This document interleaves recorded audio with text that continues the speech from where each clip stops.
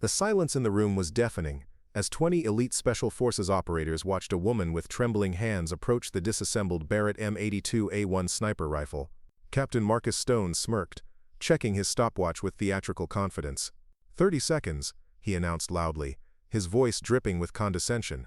Before we jump back in, tell us where you're tuning in from, and if this story touches you, make sure you're subscribed because tomorrow I've saved something extra special for you. Think you can handle that, Shaky? The laughter that followed was cruel and cutting, but Sarah Mitchell simply nodded, rolling up her sleeves. What happened next would become legend at Fort Harrison, whispered about in barracks and training facilities across the country. Sometimes the most devastating weapons aren't the ones that make the loudest noise. Sarah Mitchell had been living with essential tremor since she was 16 years old.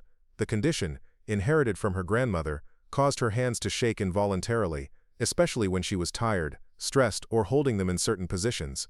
Most people assumed it would end any dreams of military service before they began. They were wrong about a lot of things when it came to Sarah.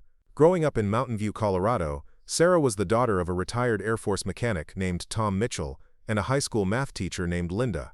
Their modest two-story house sat at the base of the Rocky Mountains, where the thin air and stunning vistas had shaped Sarah's character from an early age. Tom had taught her about precision, patience, and the importance of understanding how things worked. Linda had instilled in her a love of problem-solving and the confidence to tackle challenges that seemed impossible to others. The tremor had first appeared during her sophomore year of high school, starting as a barely noticeable shake when she held a pencil for too long during exams. By senior year it was noticeable enough that classmates occasionally commented, usually with the casual cruelty that teenagers specialized in. Sarah learned to adapt, developing techniques to minimize the shaking and finding ways to work around it. She discovered that certain activities actually calmed the tremor, particularly those requiring intense focus and muscle memory. Despite the condition, or perhaps because of it, Sarah had developed an unusual relationship with precision. Where others might rush through tasks, she learned to move with deliberate, controlled movements. She found that when she entered a state of complete concentration, the tremor would often diminish significantly. This discovery would prove more important than she could have imagined. After high school, Sarah surprised everyone by enlisting in the Army. The recruitment officer had initially expressed concerns about her tremor during the medical evaluation, but Sarah's test scores were exceptional, and her determination was evident. She passed basic training with flying colors, adapting her techniques to military requirements. Her drill sergeants noticed that while her hands might shake during downtime, they became remarkably steady when she was focused on a task. Sarah's first assignment was with the 82nd Airborne Division at Fort Bragg, North Carolina. It was there that she discovered her extraordinary gift for marksmanship. During her first visit to the rifle range, something magical happened. The moment she settled behind a rifle scope, her breathing slowed, her heart rate dropped, and her hands became perfectly still. The tremor that plagued her in everyday situations seemed to vanish when she was in a shooting position. Her shooting scores were so exceptional that they were initially questioned. Instructors assumed there had been some kind of error, or that she was somehow cheating, but test after test confirmed the same result. Sarah Mitchell was a natural-born sniper. Her understanding of ballistics, wind compensation, and target acquisition was intuitive in a way that couldn't be taught. Within 6 months, she was recommended for advanced marksmanship training. The sniper school at Fort Benning was where Sarah truly found her calling. The instructors there understood that great snipers weren't necessarily the strongest or the loudest, but the most patient and precise. Sarah's tremor was barely mentioned during her time there, overshadowed by her incredible performance. She graduated at the top of her class and was immediately assigned to a scout sniper team preparing for deployment to Afghanistan. Her first deployment was to the mountains near Kandahar, where her team provided overwatch and reconnaissance for ground units conducting operations against Taliban forces. The thin air and rocky terrain reminded her of home in Colorado, and Sarah felt more comfortable in those mountains than she had anywhere else in the military. Her confirmed kills during that deployment earned her recognition and respect from her fellow soldiers, who had long since stopped noticing her tremor. It was during her second deployment, this time to the eastern provinces near the Pakistan border, that Sarah's reputation truly began to grow. Her team was tasked with providing long-range support for a series of night raids on high-value targets. The distances involved were extreme, often exceeding 1,000 meters, and the conditions were challenging. Sarah's ability to make precision shots in difficult circumstances became legendary among the units she supported. One particular mission stood out in everyone's memory. Intelligence had located a Taliban commander who was coordinating attacks on supply convoys. The target was holed up in a compound that was too heavily defended for a direct assault, but Sarah's team had found a position on a ridgeline nearly 1,500 meters away. The shot would be at the extreme range of her rifle system, requiring perfect calculation of wind, elevation, and atmospheric conditions. Sarah spent 3 hours in position, studying the target area through her scope, making minute adjustments to her equipment, and waiting for the perfect moment. When the Taliban commander finally appeared in a doorway, Sarah had less than 5 seconds to take the shot before he would disappear again. She squeezed the trigger with the same steady hands that her instructors at sniper school had marveled at, and the target dropped immediately. The mission was accomplished without a single American casualty. Stories like this followed Sarah throughout both of her deployments. She became known as someone who could make impossible shots under the worst conditions. Her fellow soldiers trusted her completely, knowing that when Sarah Mitchell was providing overwatch, they were in the best possible hands. The tremor that had once made her feel self-conscious had become irrelevant in the face of her extraordinary skill. After completing her military service with honors, Sarah faced a difficult decision about her future. The civilian world felt strange and disconnected after years of military structure and purpose. She missed the precision of military operations and the sense of contributing to something larger than herself. When a position opened up for a civilian marksmanship instructor at Fort Harrison Military Training Facility in Colorado, it seemed like the perfect solution. Fort Harrison was a sprawling complex nestled in the foothills of the Rocky Mountains, specializing in advanced training for elite military units from all branches of service. The facility's Advanced Marksmanship Training Center was considered one of the premier sniper schools in the world, attracting students from Special Forces, Marine Reconnaissance, Navy SEALs, and even allied foreign militaries. Sarah's role as a civilian contractor would be to provide specialized instruction in long-range precision shooting, drawing on her combat experience to prepare the next generation of military snipers. The position was perfect for Sarah in many ways. She would be back in Colorado, close to her family and the mountains she loved. She would be working with precision rifles and sharing her knowledge with motivated students. The pay was excellent, and the work was meaningful. Most importantly, she would be judged purely on her ability to teach and demonstrate marksmanship skills, areas where her tremor had never been a limitation. Sarah's apartment in Mountain View was a modest one-bedroom unit with a spectacular view of the mountains. She kept it simple and functional, with most of her personal items being related to shooting sports or military memorabilia from her deployments. Her rifle collection, stored in a secure gun safe, included several precision rifles that she used for both instruction and personal practice. She maintained a rigorous training schedule, spending hours each week at various shooting ranges to keep her skills sharp.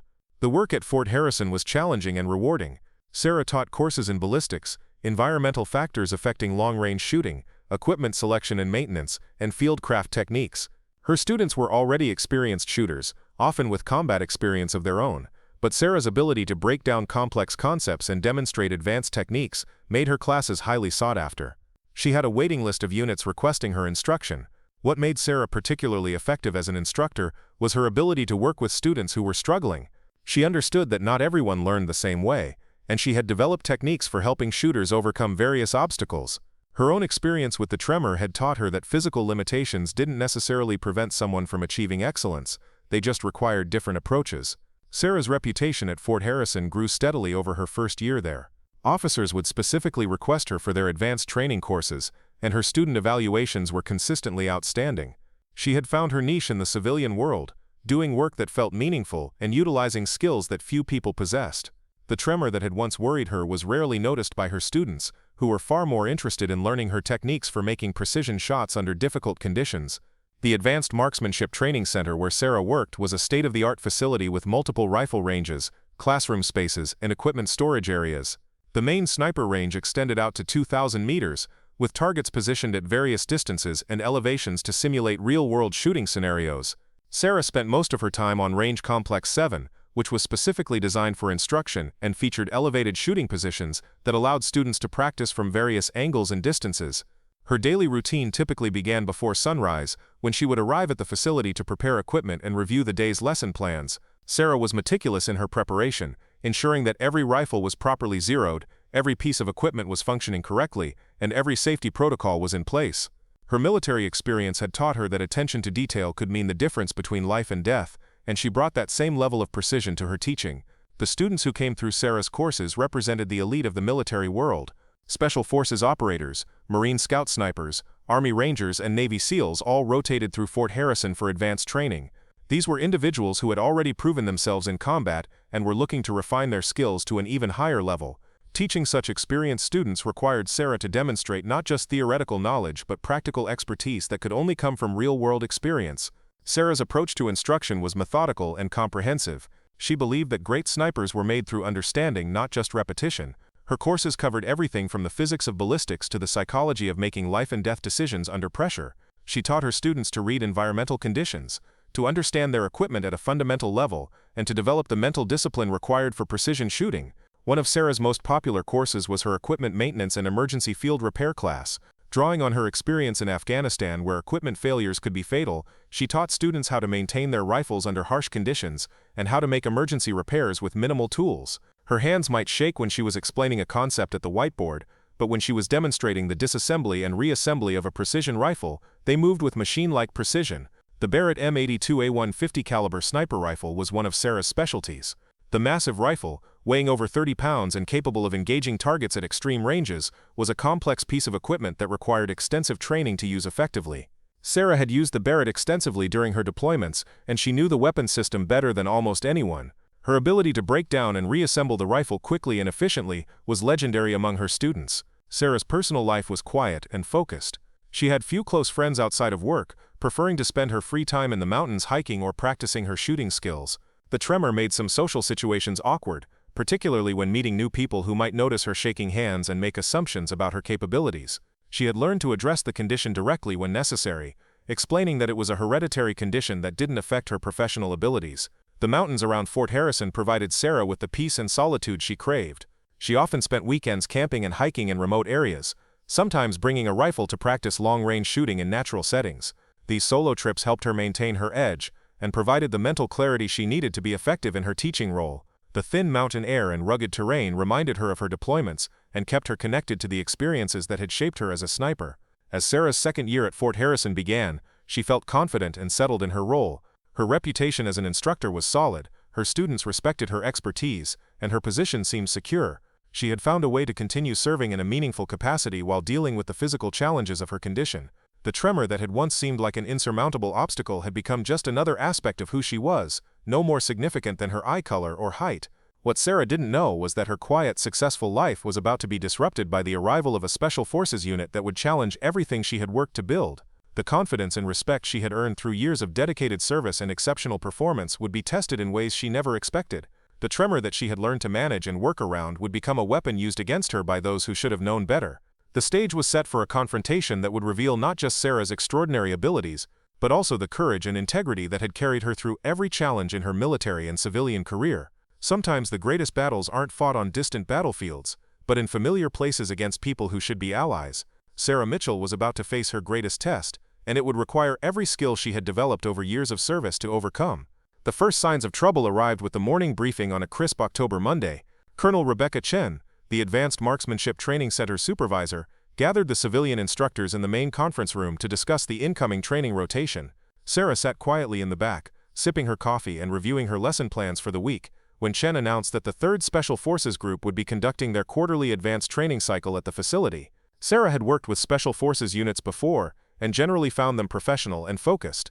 These were elite soldiers who took their training seriously and respected expertise wherever they found it. She expected this rotation to be similar to previous ones, with motivated students eager to refine their long-range shooting capabilities. What Sarah didn't anticipate was the personality and attitude of the unit's commanding officer. Captain Marcus Stone had built his reputation on being the epitome of the old-school Special Forces operator. At 35, he was a career soldier who had risen through the ranks during the height of combat operations in Iraq and Afghanistan.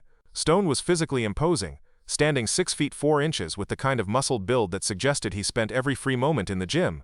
Preparing and narrating this story took us a lot of time, so if you are enjoying it, subscribe to our channel, it means a lot to us. Now back to the story. His closely cropped hair was beginning to show gray at the temples, and his face bore the weathered look of someone who had spent years in harsh environments. Stone's leadership style was rooted in the belief that respect had to be earned through demonstrated toughness and unwavering confidence. He had little patience for what he perceived as weakness or hesitation, and he prided himself on pushing his soldiers beyond their perceived limitations. His unit respected him because he demanded excellence and led by example, but his methods were not always appreciated by those outside his direct command. The problems began almost immediately when Stone's unit arrived at Fort Harrison for their 6-week training cycle. During the initial orientation meeting, Sarah was introduced to the visiting instructors and unit leadership as one of the facility's premier marksmanship experts. Stone's reaction was subtle, but unmistakable. His eyebrows raised slightly when he learned that Sarah would be conducting several of the advanced shooting courses, and his handshake was perfunctory and brief. After the formal introductions, Stone approached Colonel Chen privately to discuss the training schedule. Sarah couldn't hear the entire conversation, but she caught fragments that made her uncomfortable.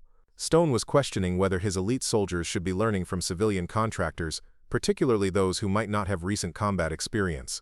Chen's responses were professional but firm, emphasizing that the civilian instructors at Fort Harrison were selected based on their exceptional qualifications and proven track records.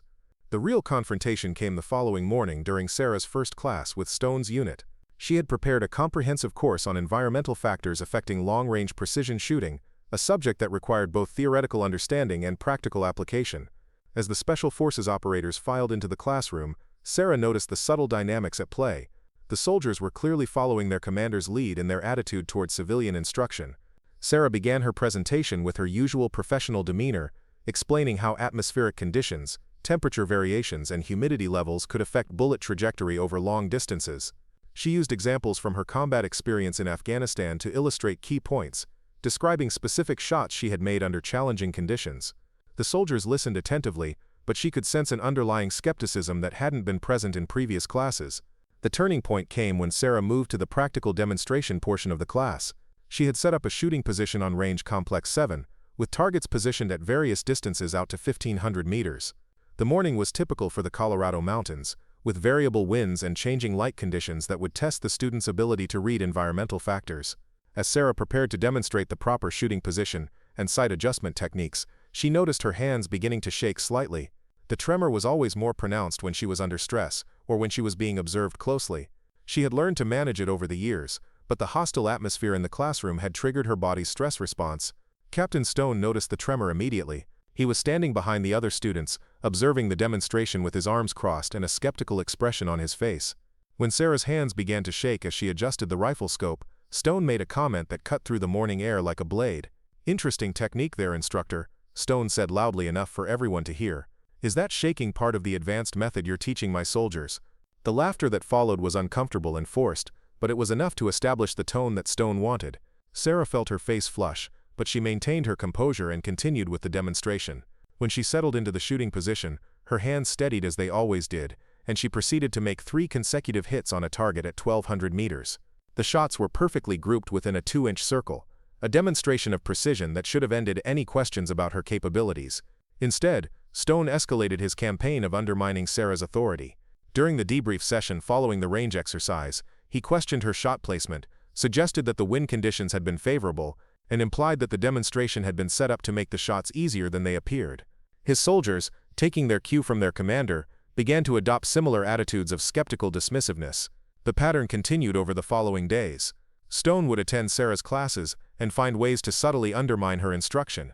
He would ask pointed questions designed to challenge her credibility, make comments about the difference between theoretical knowledge and combat experience, and constantly draw attention to her tremor whenever it became noticeable. His favorite tactic was to refer to her as Shaky in a way that seemed casual, but was clearly intended to be demeaning. Sarah's attempts to address the situation professionally were met with feigned innocence. When she asked Stone to speak with her privately about his concerns, he claimed that he was simply ensuring his soldiers received the best possible training. He insisted that his questions and comments were legitimate professional inquiries, and suggested that if Sarah was feeling defensive, perhaps the problem was with her instruction rather than his behavior. The situation became increasingly uncomfortable for everyone involved. The other civilian instructors at the facility noticed the tension and began to express concerns about the hostile environment that Stone was creating. Even some of his own soldiers seemed uncomfortable with their commander's behavior, but military discipline prevented them from openly disagreeing with his approach. Sarah found herself dreading the classes with Stone's unit. The constant scrutiny and subtle harassment were taking a toll on her confidence and affecting her performance. Her hands began shaking more frequently, even during activities where the tremor had never been a problem before. She started second-guessing her instruction methods and worrying that Stone's campaign was actually having an impact on the quality of training she was providing. The breaking point came during a complex field exercise that Sarah had designed to test the students' ability to engage multiple targets at varying distances under realistic conditions. The exercise required precise shooting, rapid target acquisition, and careful ammunition management. It was one of Sarah's most challenging courses, designed to push even experienced snipers to their limits.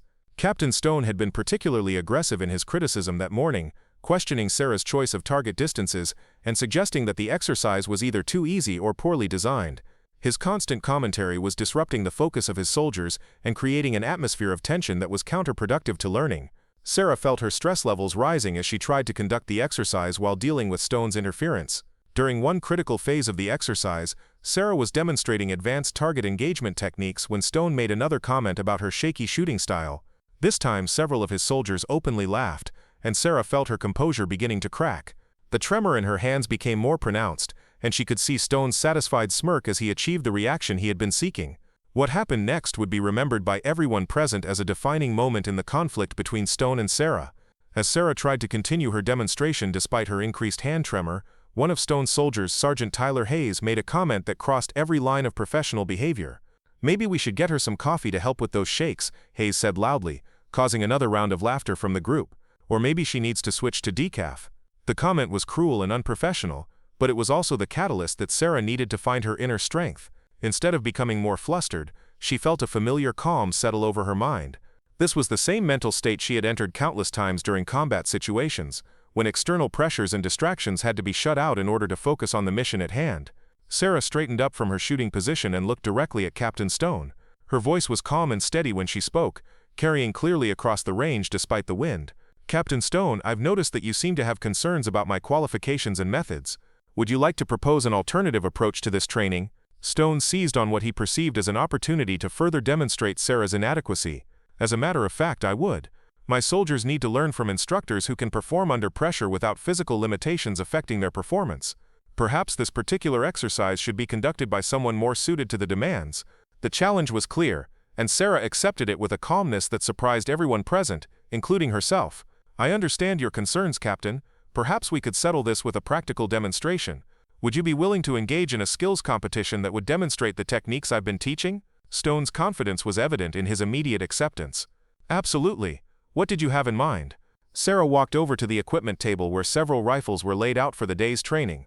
Among them was a Barrett M82A1 50 caliber sniper rifle, completely disassembled for maintenance training. The massive weapons components were spread across the table in organized groups, from the barrel assembly to the smallest springs and pins. "Field strip and reassembly," Sarah said simply. "The Barrett from completely disassembled to fully operational. Standard field conditions, no tools except what a soldier would carry. 30 seconds. The range fell completely silent. Even Stone's soldiers stopped their casual chatter and focused on the challenge that had just been proposed. 30 seconds was an extremely aggressive timeline for reassembling any rifle, let alone the complex Barrett system. The 50 caliber rifle had more components and required more precise assembly than most other weapon systems. It was a task that typically took experienced armorers several minutes to complete properly. Stone looked at the disassembled rifle and then back at Sarah. His confidence faltered slightly as he realized the scope of the challenge, but his pride wouldn't allow him to back down. 30 seconds seems unrealistic for proper assembly, he said, trying to find a face-saving way to modify the terms. "It's the standard that Special Forces snipers are expected to meet in combat situations," Sarah replied calmly. "When equipment failures occur in the field, rapid repair and reassembly can mean the difference between mission success and failure.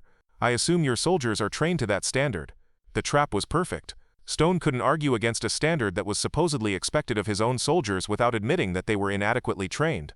He also couldn't refuse the challenge without appearing to back down from a civilian instructor he had been openly disrespecting. His options were limited, and Sarah had maneuvered him into a position where he had to accept the competition or lose face in front of his unit. "Fine," Stone said finally, "but we both attempt the assembly. Best time wins and the loser acknowledges that their methods are inadequate for training elite soldiers." Sarah nodded agreement. "Acceptable terms. Would you like to go first or shall I?" Stone's tactical mind was working furiously. He was confident in his weapons knowledge and had extensive experience with the Barrett system. Even if Sarah was competent, the pressure of the moment and her obvious hand tremor should give him a significant advantage. He decided to go first, reasoning that setting a strong initial time would put additional pressure on Sarah's performance. "I'll demonstrate the proper technique first," Stone announced, stepping up to the equipment table. His soldiers gathered around to watch their commander vindicate their collective skepticism about civilian instruction. The atmosphere was charged with anticipation as Stone prepared to begin his assembly attempt. Colonel Chen had arrived at the range during the exchange and was observing the proceedings with growing concern. She understood the dynamics at play and recognized that this confrontation had moved beyond professional disagreement into personal conflict. However, she also knew that attempting to intervene at this point might only escalate the situation further. Stone rolled up his sleeves and surveyed the disassembled Barrett components. He had performed this task many times during his career, though rarely under time pressure this extreme. The .50 caliber rifle was a complex system, and proper assembly required both knowledge and dexterity. Components had to be installed in the correct sequence, and several critical parts required precise alignment to function properly. Sarah stood nearby, her hands relaxed at her sides despite the enormous pressure of the moment. Her tremor was barely noticeable as she watched Stone prepare for his attempt. The calm that had settled over her during combat situations was fully engaged now, and she felt the familiar sensation of time seeming to slow down as her focus intensified. The stakes of this confrontation were clear to everyone present. If Stone succeeded and Sarah failed, her credibility as an instructor would be severely damaged. His campaign of undermining her authority would be vindicated, and her position at Fort Harrison might become untenable. But if Sarah succeeded where Stone failed, it would demonstrate that his prejudice and harassment had been based on ignorance rather than legitimate professional concerns. As Stone reached for the first component of the Barrett rifle, the entire range held its breath. The next few minutes would determine not just the outcome of a simple skills competition, but the future of Sarah's career, and her ability to continue serving in a field where she had found both purpose and excellence. The woman with shaky hands was about to prove that sometimes the most powerful weapons are not the ones that make the most noise, but the quiet confidence that comes from years of dedication and uncompromising professional excellence. Captain Stone cracked his knuckles and positioned himself at the equipment table with the confidence of a man who had never doubted his own abilities. The Barrett M82A1 components lay before him in organized chaos, each piece representing a specific function in the complex symphony of precision engineering. Stone had assembled this rifle dozens of times throughout his career, though admittedly never under such intense scrutiny or with such a tight time constraint. "Someone start timing when I begin," Stone commanded, his voice carrying the authority he was accustomed to wielding without question.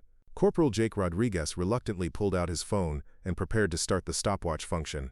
The young soldier had been growing increasingly uncomfortable with his captain's behavior toward the civilian instructor, but military discipline demanded his compliance. Stone took a deep breath and reached for the receiver assembly, the central component around which all other parts would be built. His movements were confident and practiced as he began the familiar sequence of assembly steps. Insert the bolt carrier group, align the operating rod, secure the barrel assembly. His hands moved with the mechanical precision of someone who had performed these actions countless times. The first 15 seconds went smoothly. Stone's military training and experience served him well as he navigated the initial stages of assembly. The larger components clicked into place with satisfying precision, and his confidence grew with each successful step. Several of his soldiers nodded approvingly as their commander demonstrated the technical expertise they expected from their leader. But as Stone moved into the more intricate phases of assembly, the pressure began to affect his performance. The smaller components required more delicate handling and precise placement, tasks that became increasingly difficult as his awareness of the ticking clock intensified. His movements became slightly rushed, and he fumbled with a spring assembly that needed to be compressed and held in position while other parts were installed. 20 seconds had elapsed, and Stone was beginning to realize that 30 seconds was an extremely aggressive timeline for complete assembly. Sweat beaded on his forehead as he struggled with the trigger mechanism, a complex arrangement of springs, pins, and levers that required careful coordination to install properly. His fingers, normally steady and sure, began to shake slightly under the combined pressure of time constraints and public scrutiny. At 25 seconds, disaster struck. In his haste to install the final components, Stone forced a pin into position without properly aligning the corresponding parts. The pin jammed halfway, preventing the completion of the assembly and potentially damaging the rifle's mechanism. His face flushed red as he realized his mistake, and his attempts to correct the error only made the situation worse. "Time," Rodriguez called out reluctantly as the 30-second mark passed. The rifle remained partially disassembled on the table, with several key components still scattered around the work area. Stone stared at the incomplete weapon with a mixture of frustration and disbelief. The challenge that had seemed so manageable moments before had proven far more difficult than he had anticipated. The silence that followed was profound and uncomfortable. Stone's soldiers avoided making eye contact with their commander, sensing his embarrassment and anger. The civilian instructors who had gathered to observe the competition maintained professional expressions, but the implications of Stone's failure were clear to everyone present. Stone stepped back from the table, his jaw clenched with barely contained fury. The public failure was bad enough, but the knowledge that he would now have to watch the woman he had been systematically undermining attempt the same task made the situation exponentially worse. His entire campaign of harassment had been predicated on the assumption that his superior military experience and physical capabilities would be self-evident. The reality of his performance called all of those assumptions into question. "Mechanical malfunction," Stone announced loudly, trying to salvage some dignity from the situation. The components weren't properly maintained. No one could assemble a rifle with damaged parts in that time frame. Sarah stepped forward to examine the rifle, her movements calm and deliberate despite the enormous pressure she was now facing. Every eye on the range was focused on her as she assessed the weapon that had defeated the Special Forces captain. Her hands showed only the slightest tremor as she carefully inspected the jammed pin and the surrounding mechanism. "The components appear to be in proper working order, Captain," Sarah said diplomatically. "The pin assembly just needs to be approached from a different angle. It's a common issue when working under time pressure." With practiced movements, Sarah carefully extracted the jammed pin and reset the affected components to their pre-assembly state. Her actions were methodical and professional, demonstrating the kind of technical expertise that came from years of working with precision weapon systems. Within moments, the Barrett was returned to its fully disassembled state, ready for the next attempt. The crowd around the equipment table had grown as word of the competition spread throughout the training facility.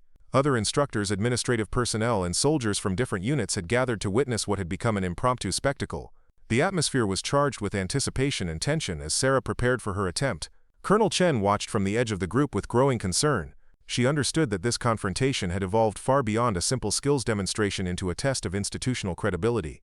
If Sarah failed now, it would validate Stone's campaign of harassment and potentially undermine the entire civilian contractor program at Fort Harrison. The ramifications could extend far beyond this single training rotation. Sarah positioned herself at the equipment table with the same calm demeanor she had maintained throughout the entire confrontation.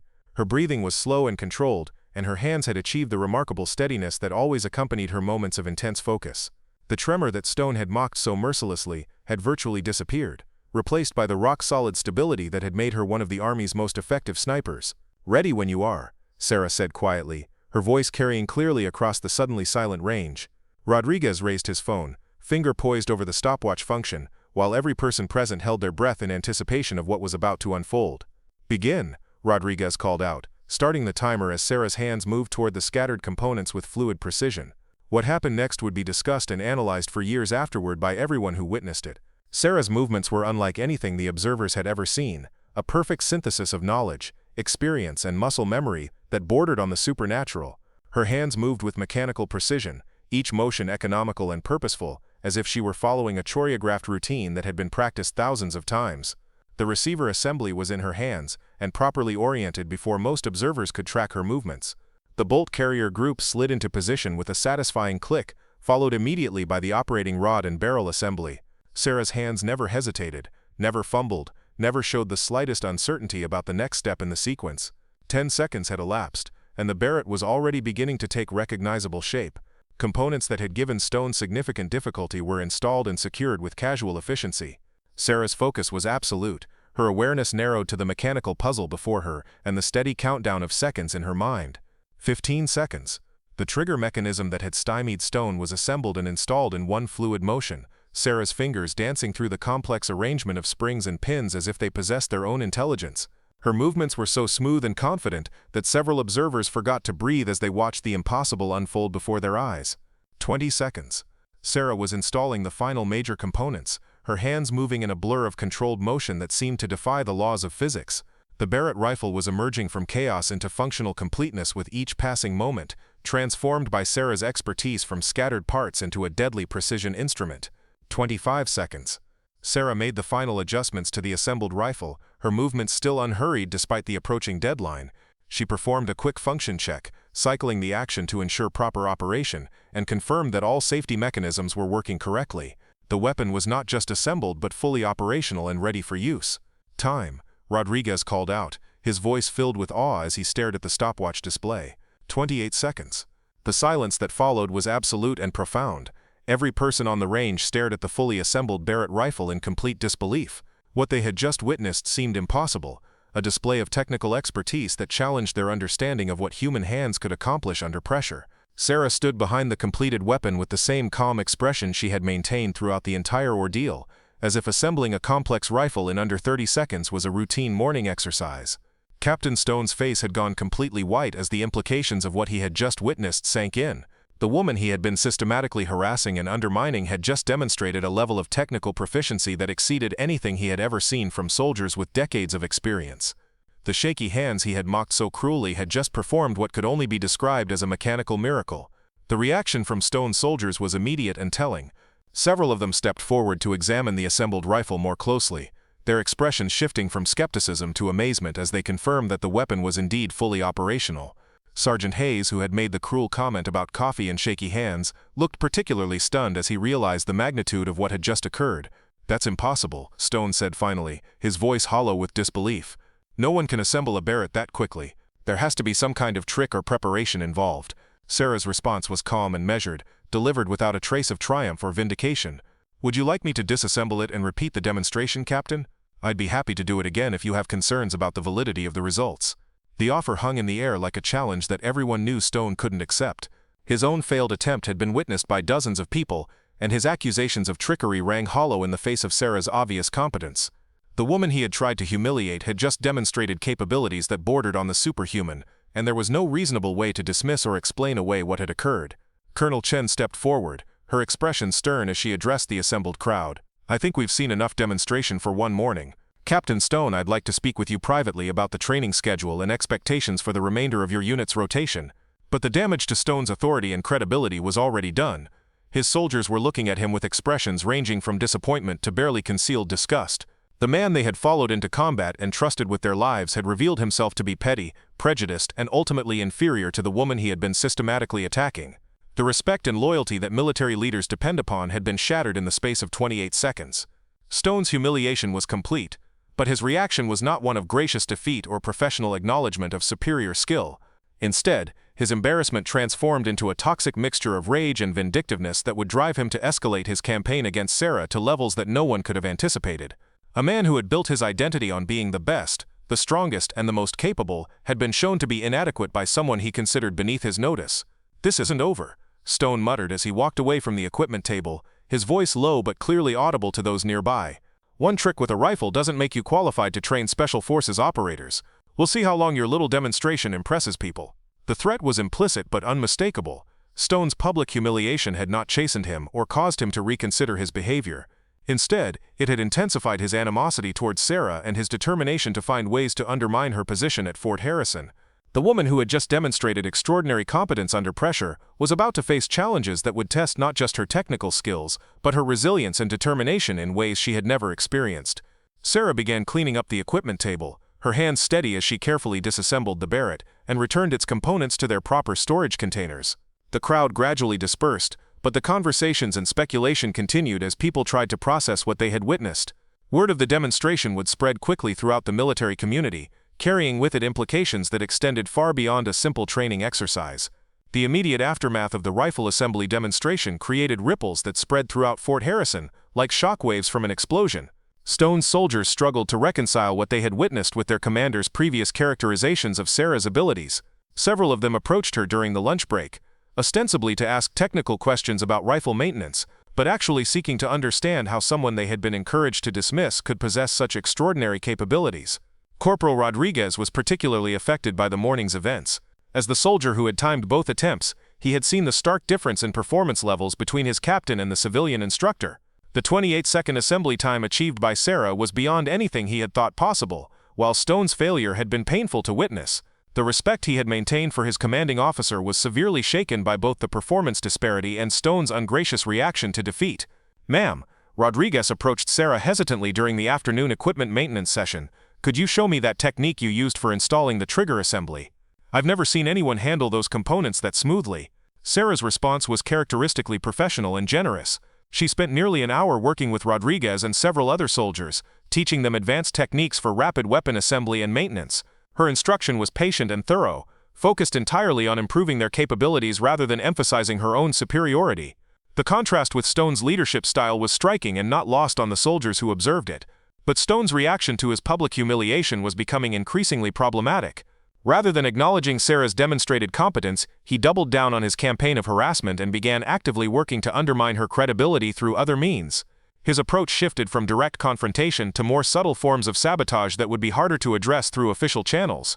Stone began questioning Sarah's credentials and background in conversations with other military personnel at the facility. He suggested that her rapid rifle assembly had been the result of advanced preparation or some form of deception.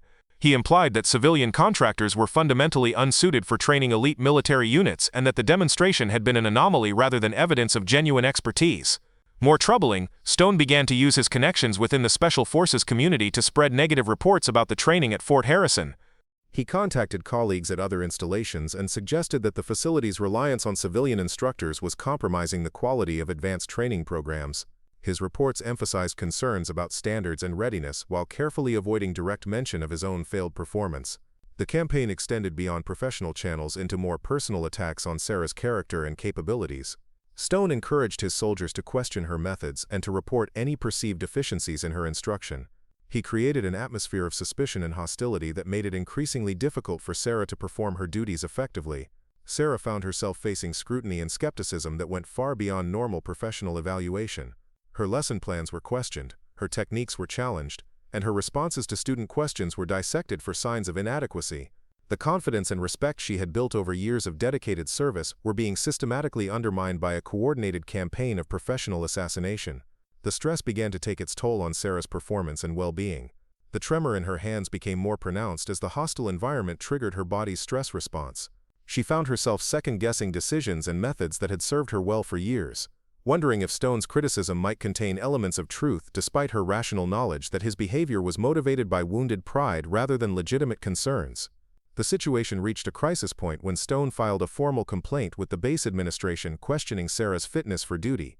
The complaint alleged that her hand tremor represented a safety hazard that could endanger students during live-fire exercises. It suggested that her emotional instability, evidenced by her defensive reactions to professional criticism, made her unsuitable for training elite military personnel. The complaint was carefully crafted to appear legitimate while concealing its true motivation. Stone used his knowledge of military regulations and administrative procedures to create a document that would require investigation and potentially result in Sarah's suspension from duty pending review. The formal nature of the complaint gave it weight and credibility that his previous harassment had lacked. Colonel Chen was forced to take the complaint seriously despite her knowledge of the circumstances that had prompted it. Military regulations required her to investigate any formal allegations regarding instructor safety and competence. Sarah was called into a meeting and informed that she would be subject to a comprehensive review of her qualifications and performance pending resolution of the complaint. The investigation created exactly the kind of uncertainty and professional jeopardy that Stone had intended. Sarah's schedule was reduced while the review was conducted, limiting her contact with students and effectively sidelining her from the training programs she had worked so hard to develop. The message to other military units was clear. There were questions about the civilian contractor program that needed to be resolved before full confidence could be restored. Sarah's isolation became nearly complete as Stone's campaign achieved its intended effect. Students who had previously sought her expertise began to avoid her classes, uncertain about whether association with an instructor under investigation might reflect poorly on their own records. Other civilian contractors maintained professional distance, concerned that proximity to Sarah might make them targets for similar treatment. The woman who had demonstrated extraordinary competence under pressure found herself fighting for her professional survival against an opponent who was willing to use any means necessary to achieve his vindictive goals. The quiet confidence that had carried her through combat deployments and years of successful instruction was being tested by challenges that had nothing to do with her actual capabilities and everything to do with the petty cruelty of a man who could not accept that his prejudices had been proven wrong. Sarah Mitchell sat in her apartment that evening, staring at the formal investigation notice that had been delivered to her office. The official language was clinical and impersonal, but the implications were devastating. Her career at Fort Harrison hung in the balance, subject to a review process that could take weeks or even months to complete. The tremor in her hands was more pronounced than it had been in years as she read through the allegations that Stone had crafted with malicious precision. But as Sarah processed the gravity of her situation, something fundamental shifted in her mindset. The same mental toughness that had carried her through combat deployments and years of military service began to assert itself. She had faced enemy fire in the mountains of Afghanistan, had made life-and-death decisions under extreme pressure, and had overcome countless obstacles throughout her career. A vindictive Special Forces captain was not going to destroy everything she had worked to build. Sarah's first step was to document everything that had transpired since Stone's arrival at Fort Harrison. She spent the night creating a detailed timeline of events, from the initial classroom confrontations to the rifle assembly demonstration, to the escalating pattern of harassment that had followed. Her military training had taught her the importance of maintaining accurate records, and she applied that discipline to building a comprehensive case file that captured every relevant detail. The documentation process revealed patterns that hadn't been immediately obvious during the daily stress of dealing with Stone's behavior. The escalation was systematic and calculated, designed to create maximum professional damage while maintaining plausible deniability. Stone had used his knowledge of military procedures and institutional vulnerabilities to wage a sophisticated campaign of character assassination that went far beyond simple workplace harassment. Sarah's investigation into Stone's background revealed troubling information that provided context for his behavior. Through carefully placed inquiries within her network of former military colleagues, she learned that Stone's career had been marked by similar controversies at previous assignments.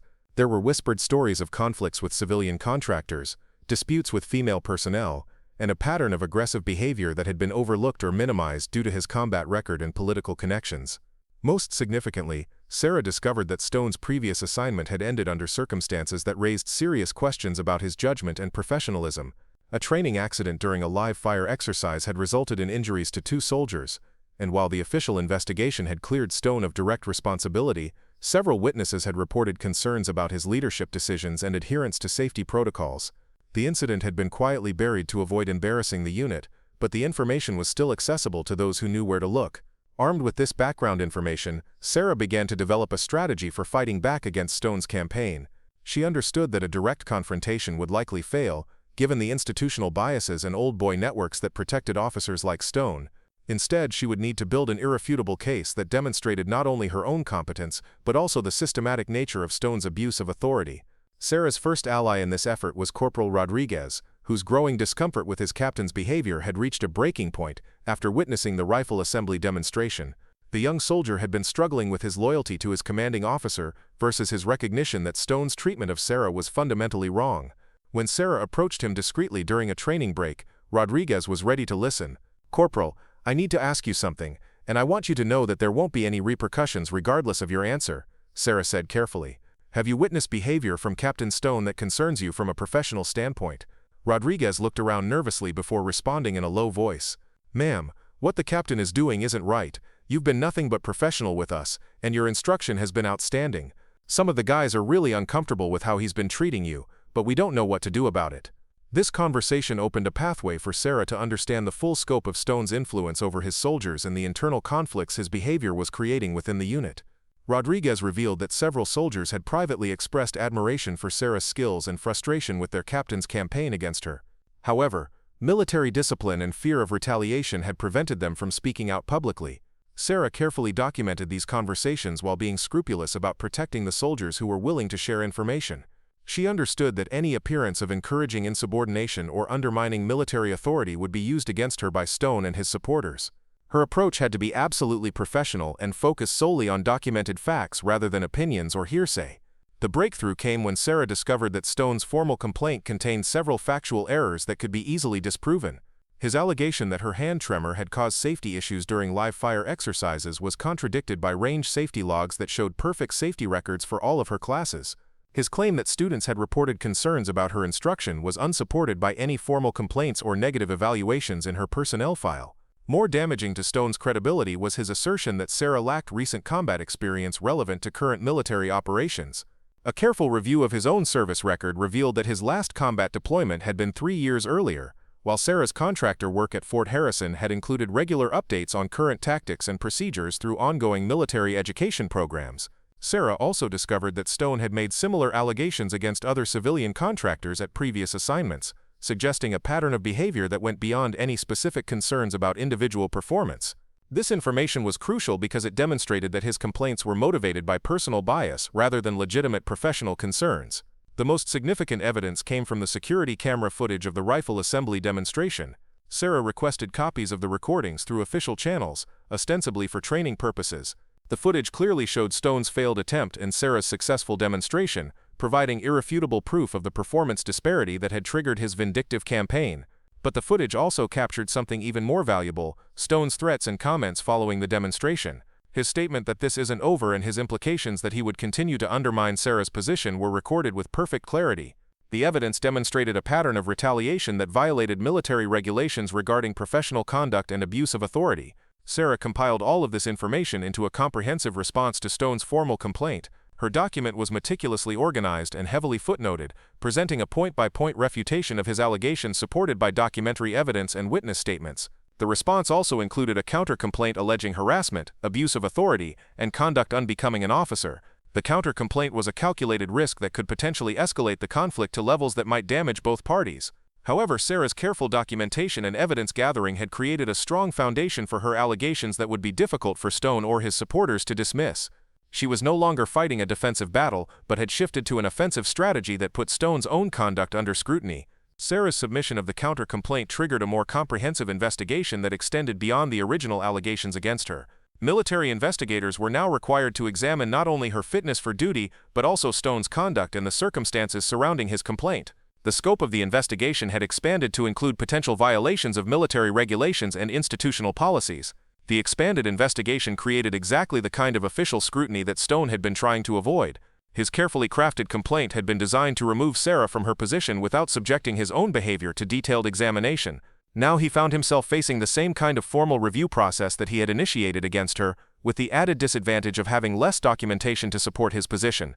Colonel Chen was placed in the difficult position of overseeing an investigation that had implications for both the civilian contractor program and the relationship between Fort Harrison and visiting military units. The situation had evolved far beyond a simple personnel dispute into a complex case that could affect institutional policies and procedures.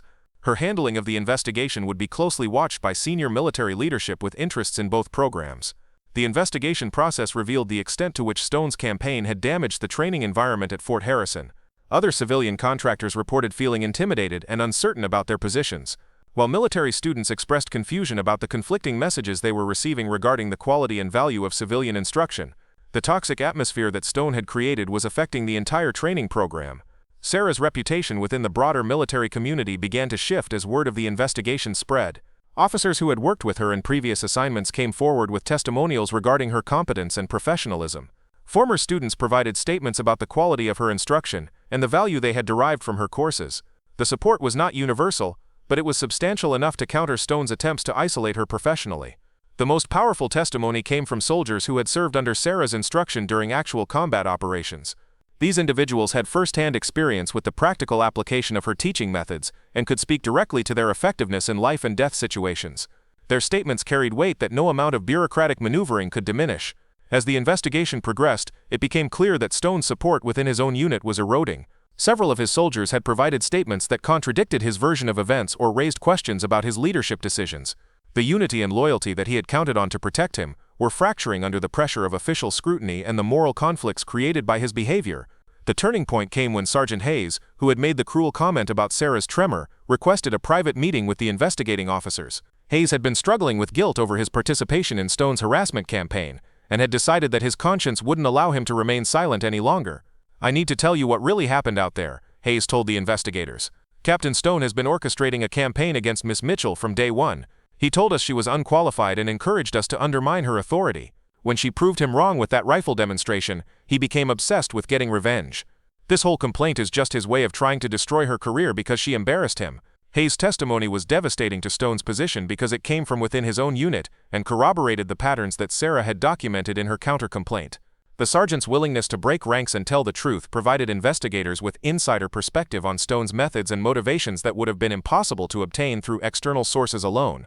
The weight of evidence was shifting decisively in Sarah's favor, but the investigation was also revealing systemic problems that extended beyond the immediate conflict between her and Stone. The incident had exposed vulnerabilities in the contractor oversight system and highlighted the need for better policies regarding professional conduct and conflict resolution. Sarah found herself in the unusual position of being both a victim seeking vindication and a catalyst for institutional reform. Her meticulous documentation and strategic response to Stone's attack had not only protected her own career but had also illuminated problems that military leadership could no longer ignore. The investigation was evolving into something much larger than anyone had anticipated. As the formal review process continued, Sarah maintained her professional composure while privately preparing for whatever outcome might emerge. She had done everything possible to present her case and expose the truth about Stone's behavior. The rest would depend on the integrity of the investigation process and the willingness of military leadership to acknowledge and address the problems that had been revealed. The woman with shaky hands had transformed from a victim of harassment into a formidable advocate for institutional accountability. Her quiet strength and methodical approach had turned Stone's vindictive campaign into a comprehensive examination of military conduct and contractor relations. The final resolution would determine not only her personal future but also the precedent for how similar situations would be handled throughout the military system. The formal hearing was scheduled for a crisp November morning in the base administration building's largest conference room. Sarah arrived 30 minutes early, carrying a leather portfolio containing copies of all her documentation and evidence. She had spent weeks preparing for this moment, organizing her materials and rehearsing her presentation. The tremor in her hands was barely noticeable as she arranged her papers on the polished conference table. The panel assembled to review the case represented multiple levels of military hierarchy and institutional interests. Brigadier General Patricia Williams, the base commander, presided over the proceedings with the gravity that such matters demanded. Colonel Margaret Foster from the Inspector General's office brought expertise in military conduct investigations. Major David Chen, no relation to Colonel Rebecca Chen, represented the interests of visiting training units. Dr. Amanda Richardson, a civilian personnel specialist, provided perspective on contractor policies and procedures. Captain Stone entered the room with his military attorney, Lieutenant Colonel James Walsh, and maintained the confident bearing that had served him throughout his career. Despite the mounting evidence against him, Stone appeared to believe that his rank, experience, and connections would ultimately protect him from serious consequences. His expression suggested that he viewed the hearing as a formality that would vindicate his actions and result in Sarah's removal. Sarah was accompanied by her appointed counsel, Major Lisa Torres, a military attorney with extensive experience in contractor disputes and personnel matters. Torres had reviewed Sarah's extensive documentation and had expressed amazement at the thoroughness and quality of the evidence that had been assembled. The case file that Sarah had built was more comprehensive than many prepared by professional investigators. General Williams called the hearing to order with crisp military efficiency. This proceeding will examine allegations and counter-allegations regarding the conduct of Captain Marcus Stone and civilian contractor Sarah Mitchell. We will hear testimony, review evidence, and determine appropriate actions based on our findings. This is an administrative hearing, not a court-martial, but the standards of evidence and professional conduct remain high. Stone's attorney presented his client's case first, arguing that the captain's actions had been motivated by legitimate concerns about training standards and safety protocols. Walsh emphasized Stone's distinguished service record, his combat experience, and his dedication to ensuring that Special Forces personnel received the highest quality instruction. The complaint against Sarah Mitchell, he argued, was a proper exercise of military oversight and responsibility. Captain Stone has served this nation with honor for 15 years, Walsh declared. His concerns about civilian contractor performance were based on observed deficiencies and potential safety issues. The fact that these concerns have been challenged does not diminish their validity or call into question his motives. But when Stone took the stand to present his testimony, the carefully constructed narrative began to unravel under questioning. Colonel Foster, experienced in interrogating military personnel, systematically dismantled Stone's version of events through pointed questions that exposed inconsistencies and contradictions in his account. Captain Stone, you stated in your complaint that Miss Mitchell's hand tremor created safety hazards during live fire exercises. Can you provide specific examples of incidents where safety was compromised? Foster asked. Stone hesitated, clearly uncomfortable with the direct question. The tremor was observable during instruction, and it raised concerns about her ability to safely handle weapons and maintain proper control during demonstrations. The range safety logs show no incidents or near misses during any of Miss Mitchell's classes over her 2 years at this facility. How do you reconcile your safety concerns with this perfect safety record? Safety issues don't always result in reportable incidents. The concern was about potential risks, not necessarily realized accidents. Foster's next question struck at the heart of Stone's credibility. Are you aware that your own unit's safety record during this training rotation includes 2 minor incidents involving improper weapon handling by your soldiers during exercises you were supervising? The question clearly caught Stone off guard, and his attorney's objection was overruled by General Williams. The implication was clear. Stone's own supervision had resulted in more safety issues than Sarah's instruction, undermining his allegations about her fitness for duty. The testimony of Sergeant Hayes proved to be devastating to Stone's position. The young soldier's account of the systematic harassment campaign was detailed and compelling, corroborated by specific dates, locations, and witnesses. Hayes' obvious discomfort with testifying against his commanding officer only enhanced his credibility, as it was clear that he was speaking out despite personal cost rather than seeking any advantage. Captain Stone told us from the beginning that the civilian instructors weren't qualified to train Special Forces personnel, Hayes testified. He said we needed to be especially critical of Miss Mitchell because she had limitations that made her unsuitable for the job. When she demonstrated her rifle assembly skills, the captain became angry and told us that one trick didn't prove anything. He said he was going to make sure she was removed from the program. The security camera footage from the rifle assembly demonstration was played for the panel, providing visual evidence that supported Sarah's account of events. The recording captured not only the dramatic performance disparity between Stone and Sarah, but also Stone's threatening comments afterward. His statement that this isn't over was clearly audible and provided documentary proof of retaliatory intent. When Sarah took the stand to present her case, her testimony was calm, professional, and meticulously detailed. She walked the panel through her documentation methodically, explaining how she had identified patterns in Stone's behavior and connected them to similar incidents at his previous assignments. Her presentation was so well organized and thorough that it resembled a professional investigation report. "I want to be clear that this situation was never about my personal feelings or Captain Stone's opinion of my capabilities," Sarah stated. "This was about a systematic campaign to undermine civilian contractor programs through harassment, intimidation, and abuse of authority. The evidence shows that Captain Stone has engaged in similar behavior at previous assignments, suggesting a pattern that extends far beyond any specific concerns about my performance." Sarah's testimony included her analysis of Stone's service record and the circumstances surrounding his transfer from his previous assignment. The training accident that had occurred under his supervision, while officially classified as unavoidable, had involved safety protocol violations that bore striking similarities to the issues he had raised about her instruction. The most powerful moment of Sarah's testimony came when she demonstrated her rifle assembly skills once again for the panel. General Williams had requested the demonstration to verify the claims that had been made about her capabilities. Sarah completed the Barrett assembly in 26 seconds this time, 2 seconds faster than her original demonstration, despite the formal setting and official scrutiny. The silence that followed Sarah's demonstration was profound. Every member of the panel understood that they had witnessed something extraordinary, a level of technical proficiency that validated everything Sarah had claimed about her qualifications and expertise. The contrast with Stone's failed attempt, preserved on video, could not have been more stark. Dr. Richardson's testimony provided crucial context about the broader implications of the case. As a civilian personnel specialist, she explained how Stone's behavior had created a hostile work environment that violated federal employment regulations and military contractor policies. The harassment campaign had not only targeted Sarah personally, but had also undermined the entire civilian contractor program at Fort Harrison. "The evidence shows a clear pattern of discriminatory behavior based on gender and civilian status," Richardson testified. "Captain Stone's actions created a hostile work environment that affected not only Miss Mitchell but other civilian contractors who witnessed or heard about the harassment. This type of behavior, if left unchecked, could expose the military to significant legal liability and damage recruitment of qualified civilian specialists."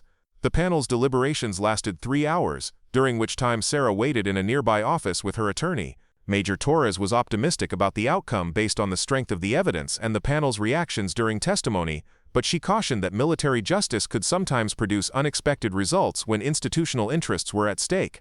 When the panel reconvened, General Williams delivered the findings with the same crisp authority that had characterized the entire proceeding. The general's expression was stern as she addressed both parties, but her words left no doubt about the panel's conclusions. "This panel finds that the allegations made by Captain Stone against civilian contractor Sarah Mitchell are unsupported by evidence and appear to have been motivated by personal animus rather than legitimate professional concerns.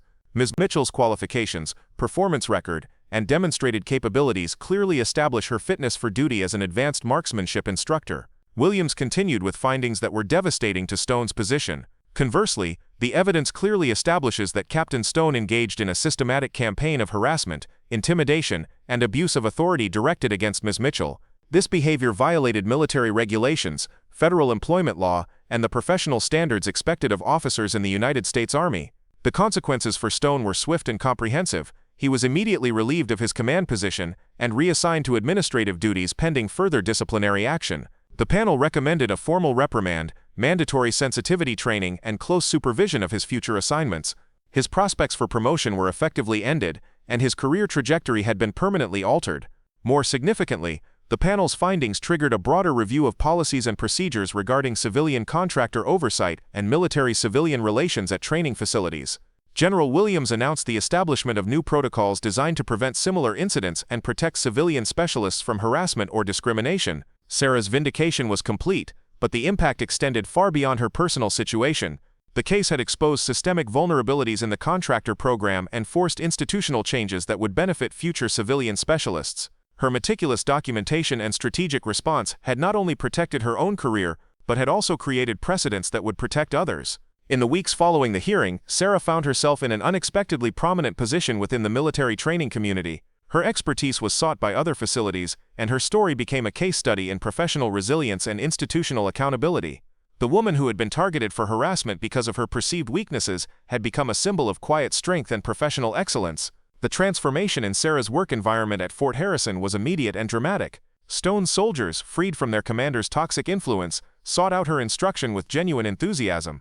The hostile atmosphere that had poisoned the training environment was replaced by mutual respect and professional collaboration. Sarah's classes became among the most requested at the facility. Corporal Rodriguez approached Sarah several weeks after the hearing to express his gratitude for her courage in fighting back against Stone's harassment. "Ma'am, what you did took real guts. You could have just taken the abuse and tried to survive until his unit rotated out, but instead you stood up for what was right. A lot of us learned something important from watching how you handled this situation." The institutional reforms triggered by Sarah's case had far-reaching implications throughout the military training system.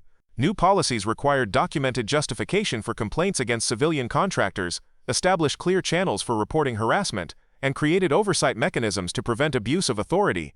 The changes were implemented service-wide, affecting thousands of civilian specialists working with military units. Colonel Chen, who had supported Sarah throughout the ordeal while maintaining professional neutrality, was promoted to oversee contractor relations at the regional level.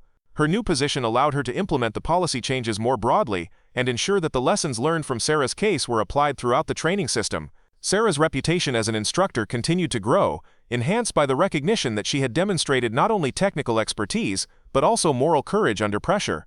Units specifically requested her courses, and her waiting list extended months into the future. The tremor that Stone had mocked so cruelly became irrelevant in the face of her proven capabilities and professional standing. The Barrett rifle demonstration that had started as a defensive response to harassment became legendary within the military community. The story spread through informal networks, growing with each telling, until Sarah's 26-second assembly time became the standard by which other instructors measured themselves. Training facilities across the country began incorporating her techniques into their curricula. Stone's career never recovered from the hearing's findings. His transfer to administrative duties became permanent, and he eventually retired early, rather than face continued scrutiny and limited advancement opportunities. The man who had tried to destroy Sarah's career through petty vindictiveness had instead destroyed his own through poor judgment and professional misconduct.